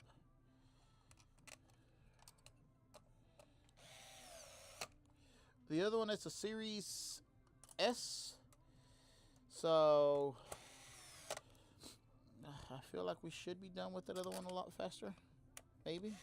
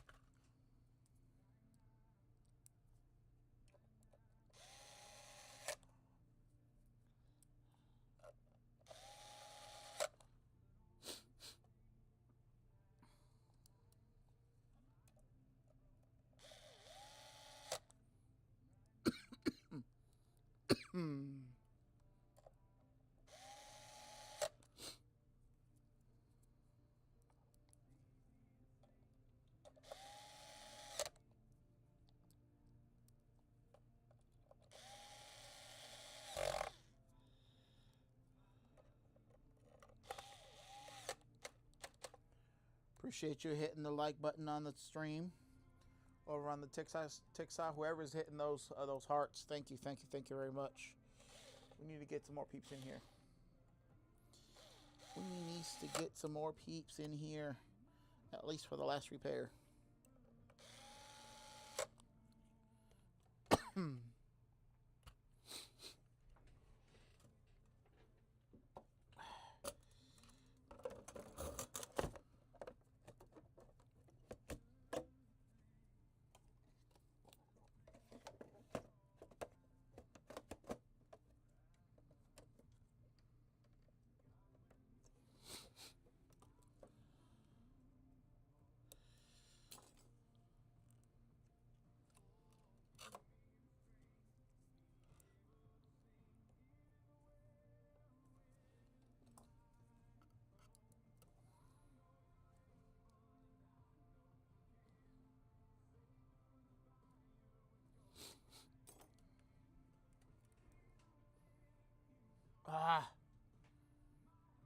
I forgot to put. That's the second time I do this today. Literally. Second time I do this today.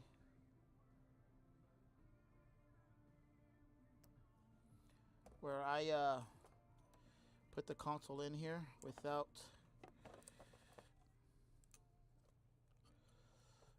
putting the little rubber thingy that goes around.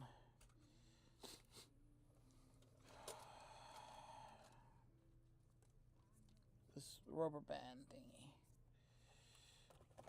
Oh, don't do that. Don't do that.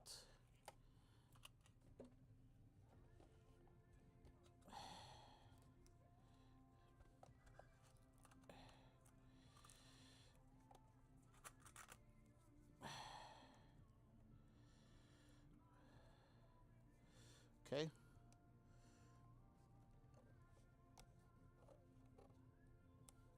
There we go.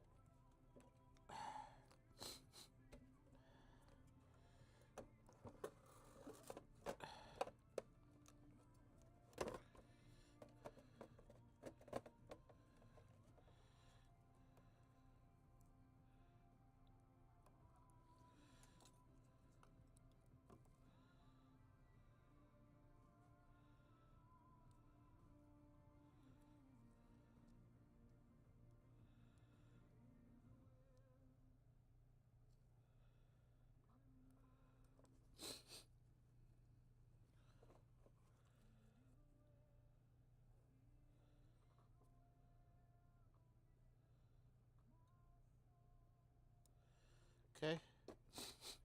You know what? I need to test to make sure this thing's going to power on. I felt like there was probably some flux in there.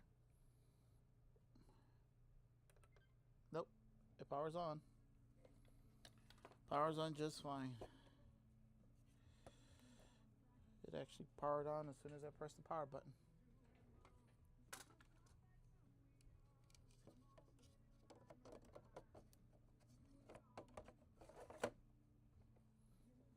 Nope.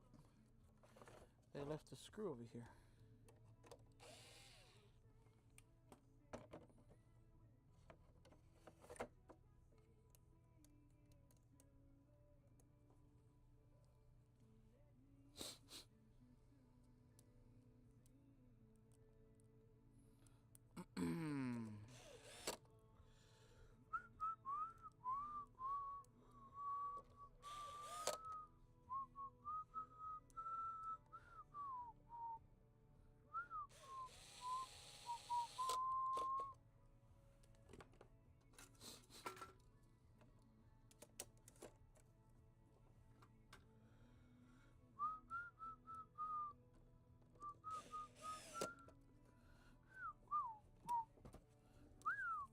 Ah.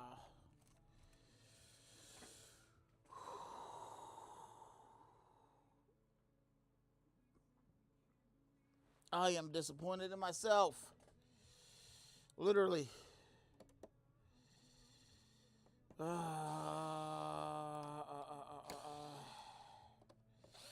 Literally haven't spent too much time on this thing. I think my brain is just fried today. My brain is fried.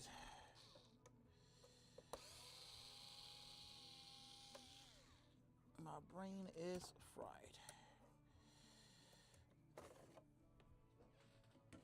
My brain is fried.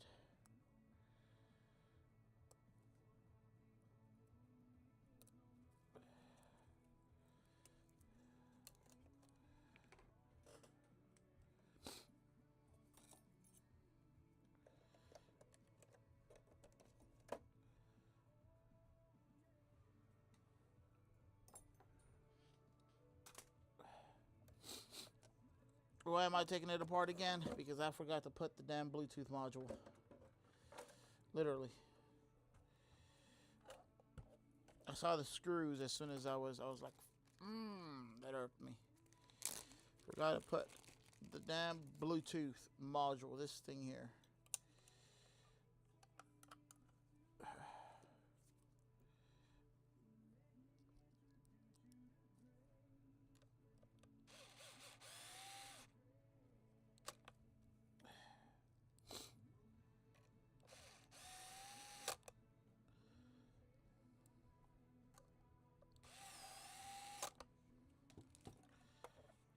Okay, now we're good to put this back in here.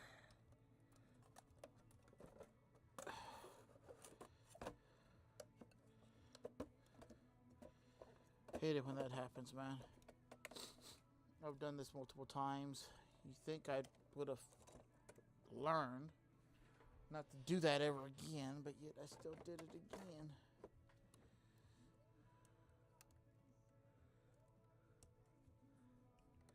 Let me add a little bit of alcohol though to that connector. And I'm only doing that so I can make sure that this connector here is locked in place just fine. Okay. Okay, now we should be good to go, good to go, good to go. We shouldn't have to take it apart again.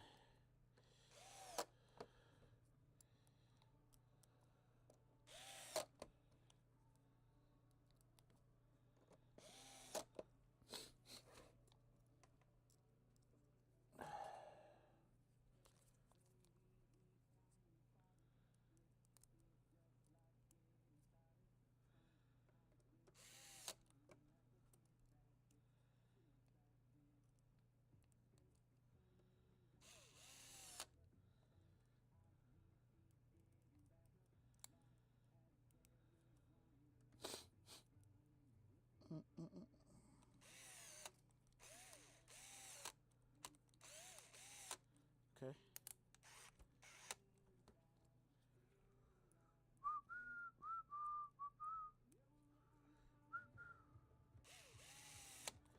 Okay. That is done.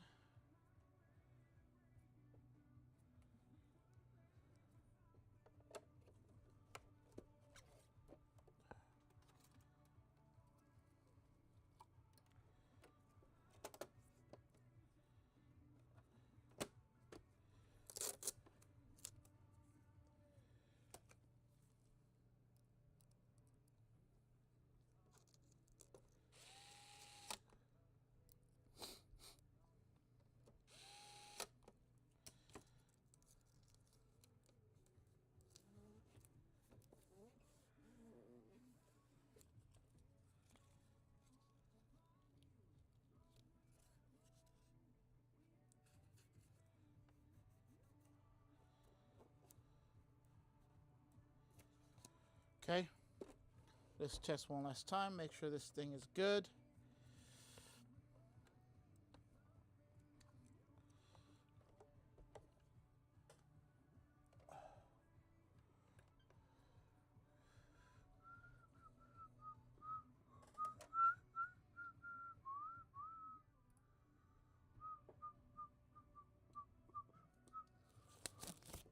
Oh, my glove has a hole in it. Okay, it's powered on. Still hasn't displayed on my screen though. There it is. heard the sound. So we are good with this one. My hands are all sticky.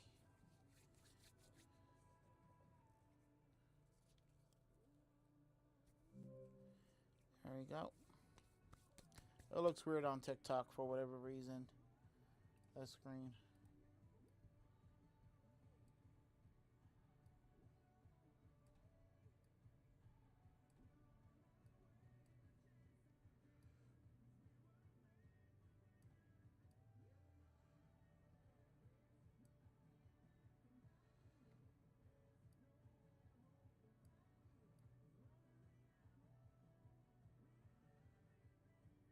We'll leave it like that. It is what it is. But it's working. All right. Last one.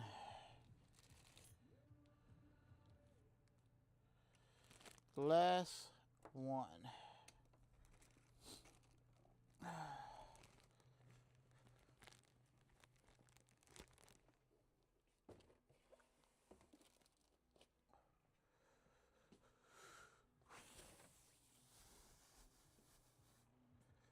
Also taken apart. I don't think I need my gloves for this one. It doesn't seem to be that dirty, and I'll just wash my hands afterwards.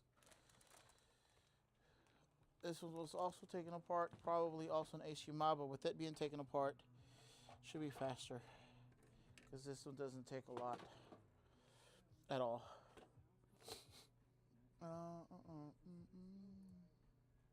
Somebody trying to open my door? My alarm is on. Let me disable my alarm. Your home is now disarmed. Ready to arm. Sounds like someone's trying to open my door.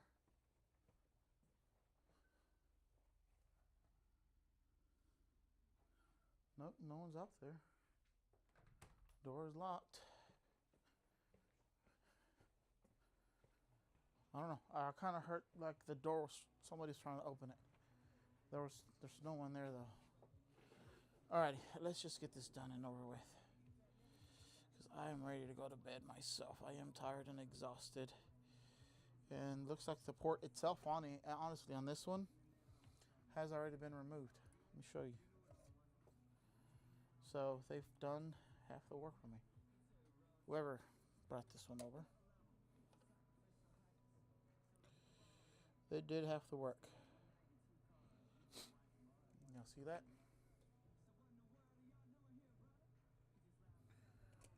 Half the work's been completed. No, does not mean they get a discount for this. More than likely they broke it off.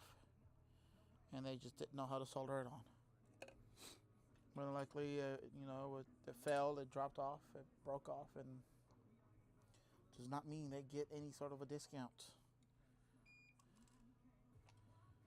It's another thing I dislike when someone says, well, I've taken it apart. Okay, and that's not what you're paying for. You're paying for it professionally being done.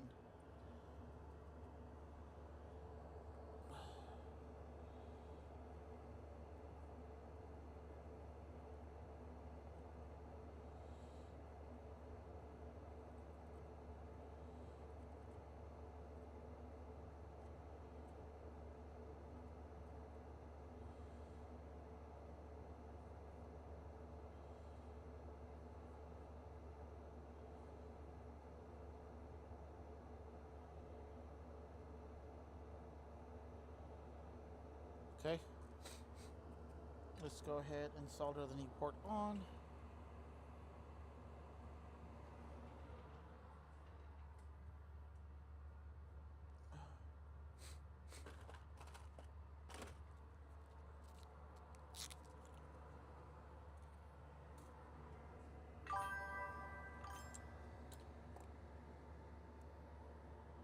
I should charge them extra. I should, but we don't. We don't charge them extra. I know some shops actually do that, where they charge them extra because it's fully taken apart. There was one actually I had a few months back actually, where they took it apart entirely. And what I mean, and this is a PlayStation 5, they took out the entire screws off of the heatsink as well, And you know how the heatsink, it's actually welded on? They did the unwelds off of the heatsink. For that one, I did charge extra because I had to charge for the heatsink to be replaced. Because they did the unweld, and I don't do any sort of welding here. We do micro soldering. I don't do welding. I don't have a welder. I don't know how to weld. I'm sure I can learn, but I just don't. So for that one, we did have to charge extra because they took it all apart, including the welds from the heatsink.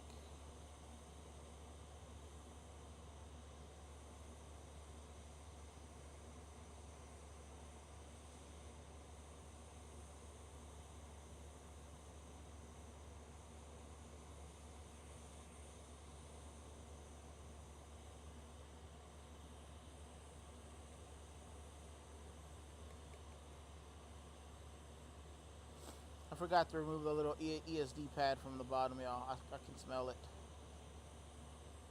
The little ESD pad at the bottom, it was smelling a bit. The smell's already gone now, but alright, we'll give it a little wiggle, wiggle, wiggle, wiggle, wiggle. Make sure solder comes to the top. Center it, press it down. And we're done.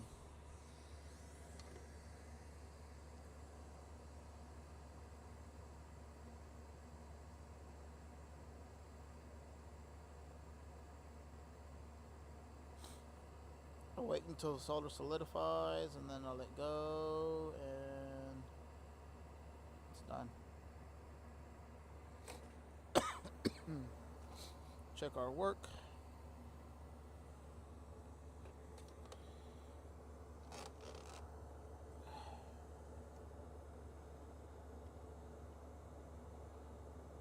I don't like the way those pins came out, so we're gonna touch them up real quick.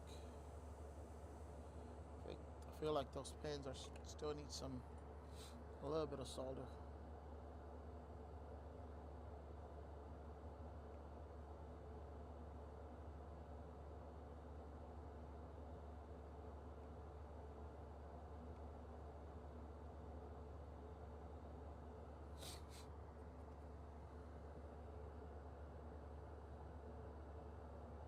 Perfect.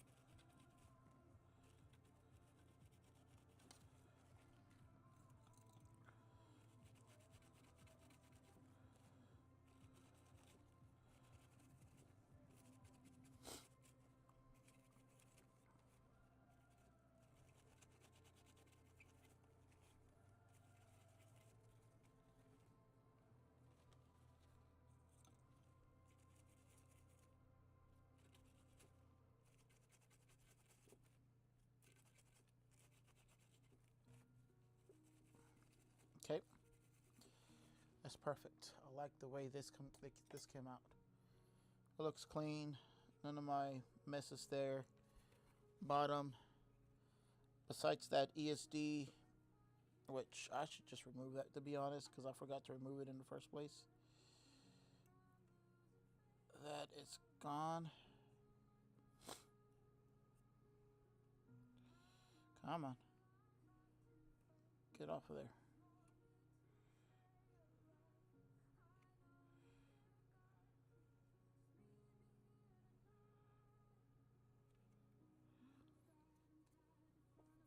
Okay. Besides that, this thing looks clean. That's just burnt flux.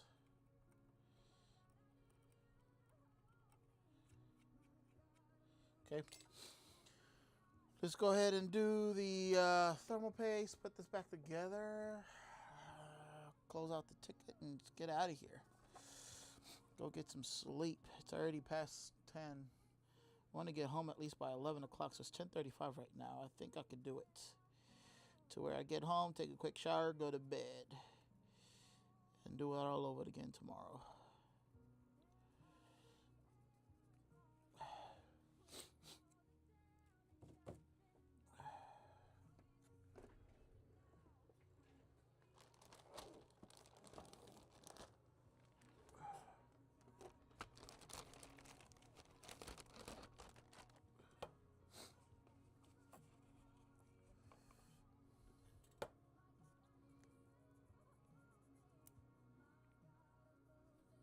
Love it when they break. Ah, this thing is just horrible.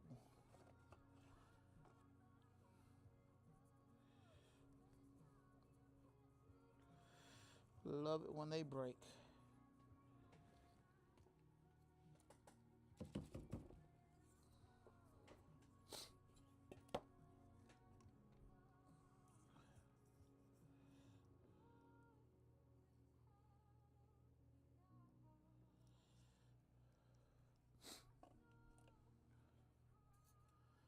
Oh, they left the screws on this thing.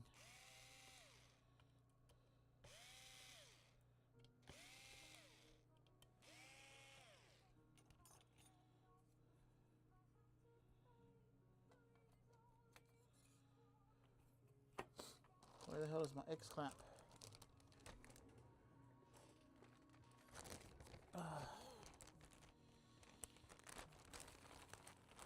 Used a whole bunch of little baggies. Just stick everything in one bag. Why separate them? Just put them all in a single bag.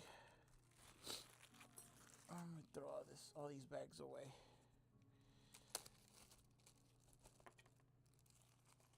I don't know why they do all this. They just make it difficult.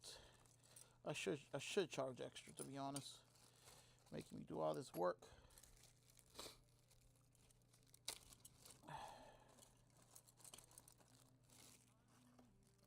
Too many damn plastic bags.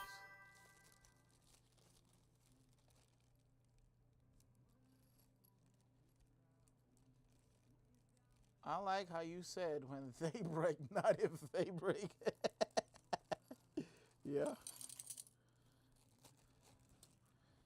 Yes, sir. Eventually, they will break.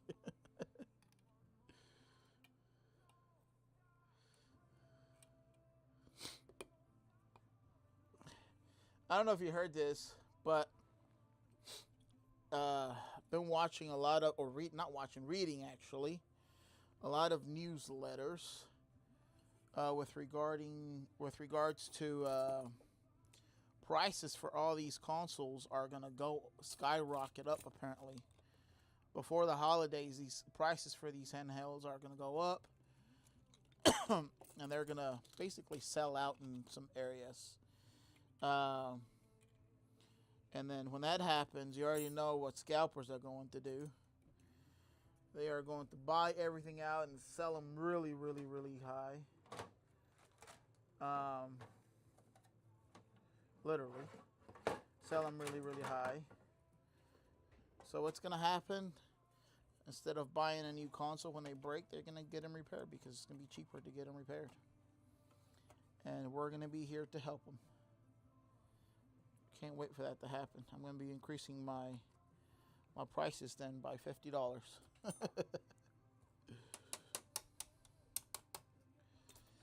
Be increasing my prices there by $50 for the repairs. Instead of $150 to be $200.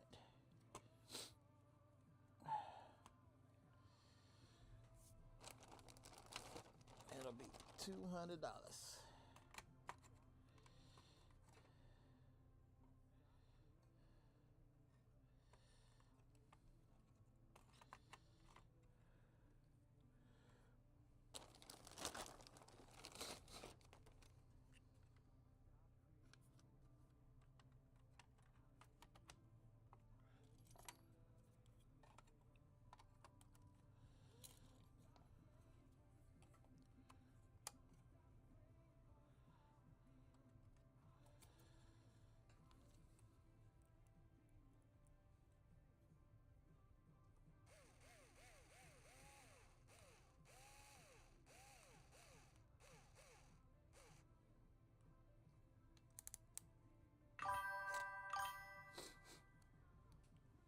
This is a Series S, yes.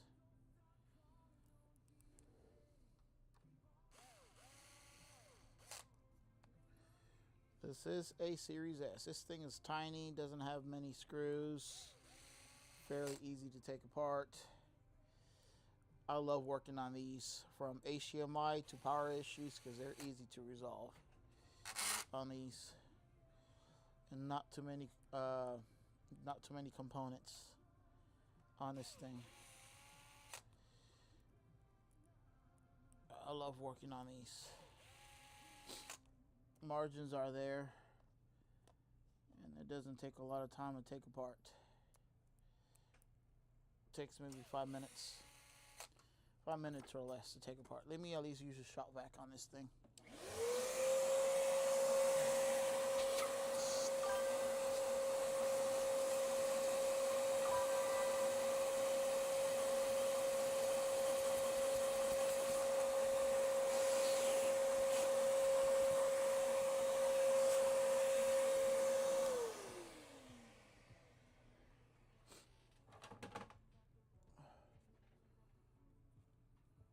You have two Series S's that won't stay on.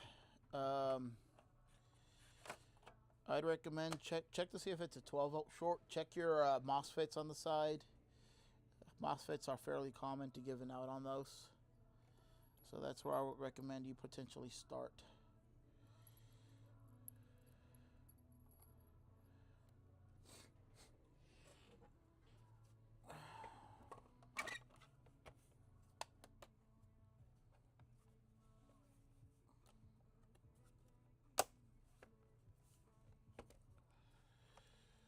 But the various things can cause a power issue on these consoles.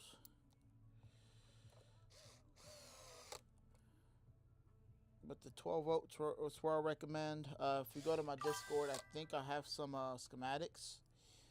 You'll be able to find some schematics there if you don't have them already. But I do have some schematics on there that could probably help you trying to find difference in values for the Xbox Series S. I'm not as active as I would love on Discord. I'm literally just utilizing for like document purposes. Whenever I find some sort of document that helps me, whether if it's for a laptop, PC, consoles, I put it there. I'm in a lot of Discords as well with, like, for example, the Coder, some gentlemen from the UK.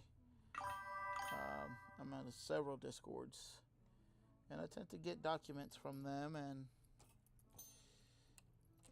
I tend to save them in mine in case their Discord ever goes down. At least my Discord, I know for a fact I'm not, unless I end up stop doing this, maybe it'll go away. But other than that, nope, I'm gonna keep my Discord with my documents.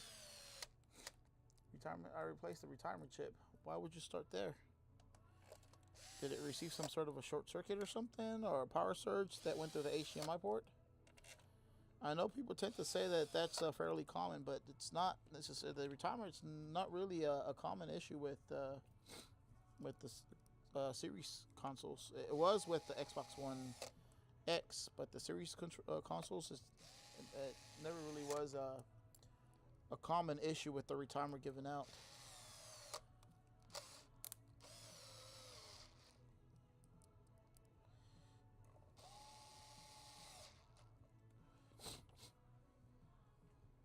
Okay. They gave me an extra screw that I don't know where it went to. Oh, this one did not sit all the way.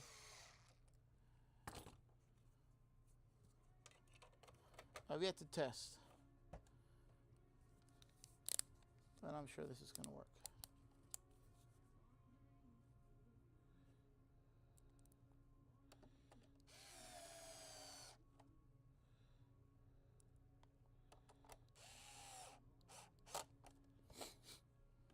Alrighty, let's go ahead and test real quick. Good thing is this one doesn't take a lot to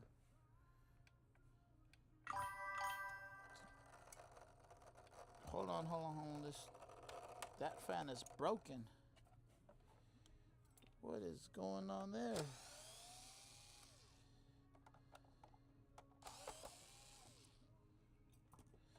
That fan is making some sort of a sound.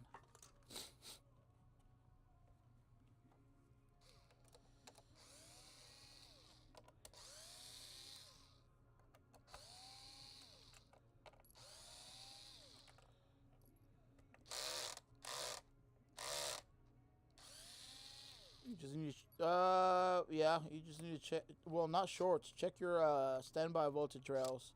If you have the schematics, I would recommend just checking your standby voltage rails. Usually that's how you'll be able to locate what rail is the one that's causing the issue for you. Which voltage rail? Yeah, this fan is broken. This fan is broken, y'all.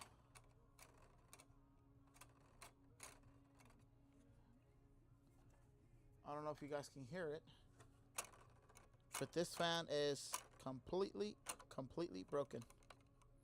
That fan is not going to work. And I'm not replacing this unless they